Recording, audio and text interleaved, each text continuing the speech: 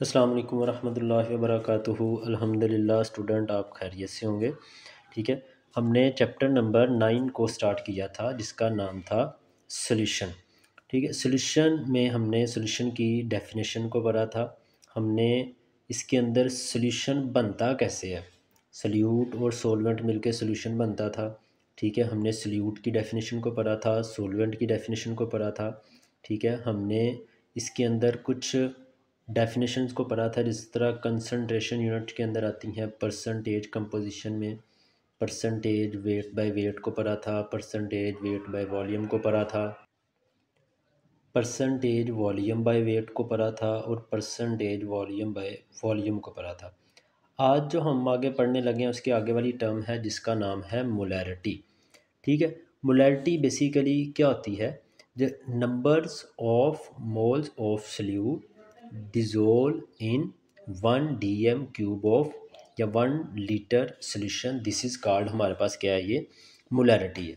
ठीक है, मोलैरिटी का फार्मूला आपके पास नीचे राइट किया गया है। मोलैरिटी बराबर होती है numbers of moles of solute divided by volume of solution in 1 dm³ of solution.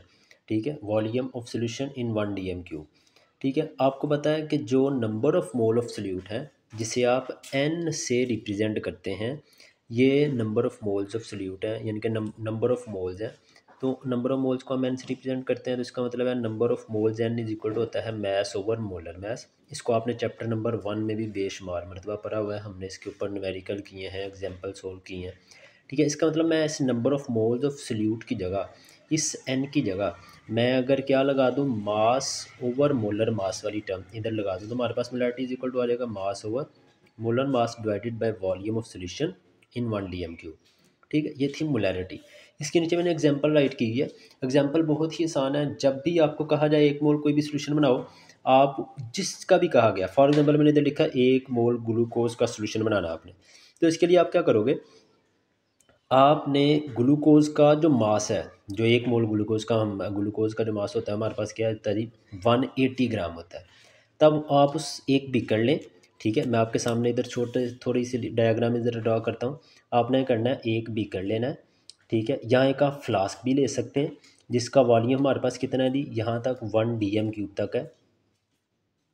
ठीक है, आपने इसके अंदर सबसे पहले क्या करना है, आपने बाहर से सल्यूट को ऐड करना है। सल्यूट आप क्या ले रहे थे, बेसिकली जो आप शुगर सोल्यूशन ले रहे थे, ग्लूकोज ले रहे थे, क्या ले रहे थे, ग्लूकोज को आपने करना है इधर ऐड करना है। कितनी ग्लूकोज ऐड करनी है, 180 ग्राम। 180 ग्राम ग्लूकोज को आपने ऐड करना है इसके अंदर। ये 180 ग्राम ग्लूकोज ऐड होगी। आपने बाद में इसके अंदर क्या ऐड करना है जी, वाटर को ऐड करना है, H2O को, और इसका कितना वॉल्यूम कर लेना है, 1 dm³ तक वॉल्यूम कर लेना है। ये आपके पास कौन सा सोल्यूशन तैयार हो जाएगा, this is the 1 mole solution of glucose का तैयार हो जाएगा। ठीक है जी, इसके नीचे हमारे पास टर्म जो दी गई है वो है मोलैरिटी।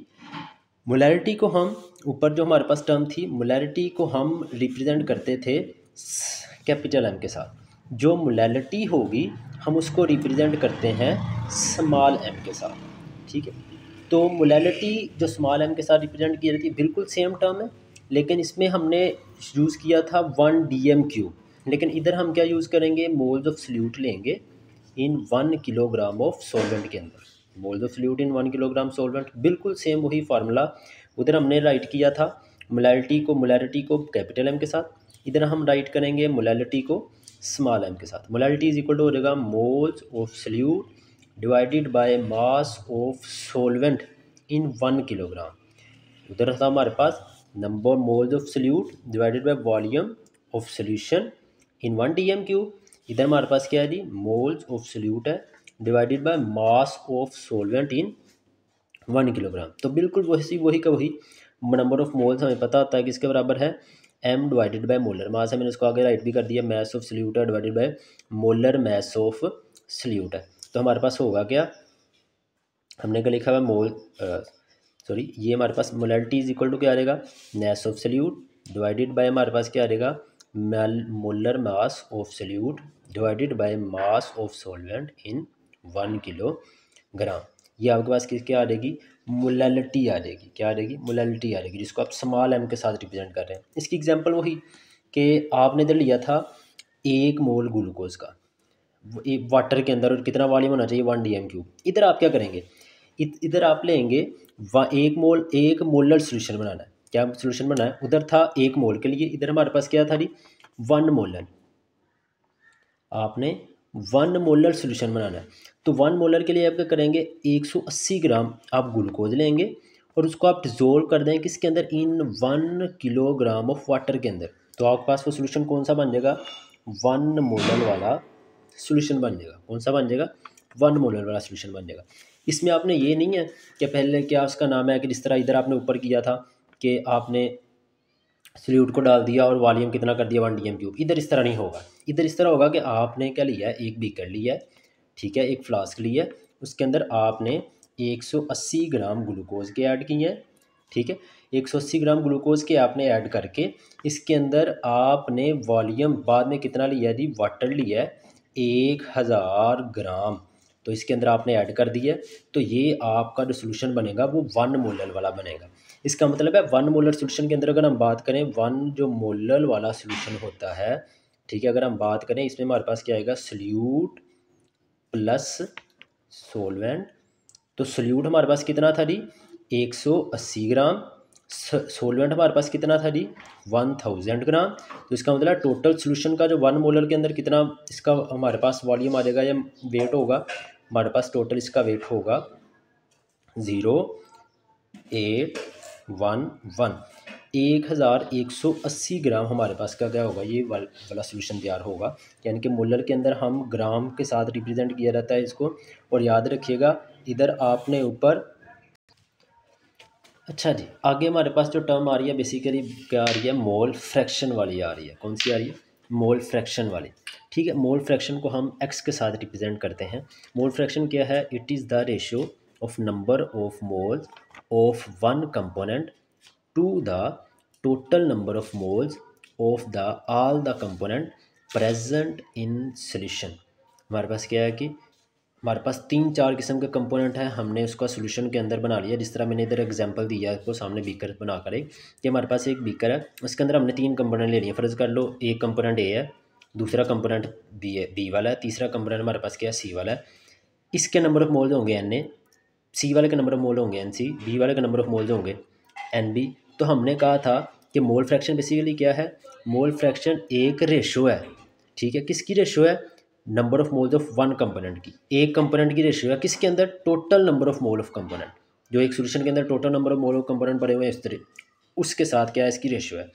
हमारे पास मोल फ्रैक्शन को हम एक्स से रिप्रेजेंट करते हैं। इसका मतलब है अगर मैं मोल फ्रैक्शन लिखना चाहूँ एक्स ए के कंपोनेंट के, तो हमारे पास क्या आएंगे, number of moles of N A, क्योंकि मैंने लिखा हुआ है साथ ही आपकी आसानी के लिए कि मोल नंबर ऑफ मोल्स ए के हमारे पास इसकी फ्रैक्शन के अंदर क्या मोल फ्रैक्शन क्या होगी, एक्स ए, सी वाले की एक्स सी और बी वाले की एक्स बी। तो हमारे पास क्या रहेगा, मोल फ्रैक्शन में लिखूँ एक्स ए के, तो हमारे पास क्या आएगा, number of moles of A component divided by total number of mole A B and C. इसी तरह बी के लिए लिखूँगा तो total number of moles of B component divided by total number of moles of A B and C. इसी तरह आप क्या करोगे, सी वाले की भी राइट करोगे। हाँ, हमने इसको चैप्टर नंबर 3 के अंदर ही मैंने आपको उस वक्त बताया था जब आपने कैलकुलेशन ऑफ पार्शियल प्रेशर हमने की थी।